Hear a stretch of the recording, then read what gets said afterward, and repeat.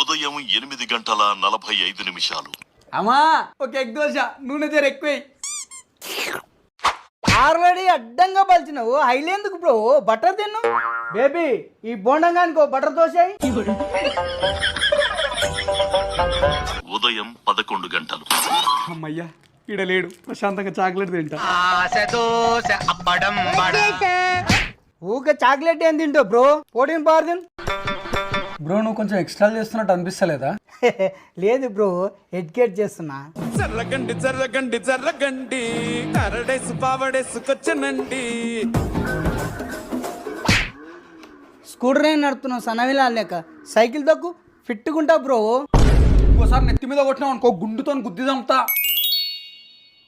ఏం చూస్తున్నావు బ్రో, నువ్వు నన్ను ఏం చేయలేవు బ్రో.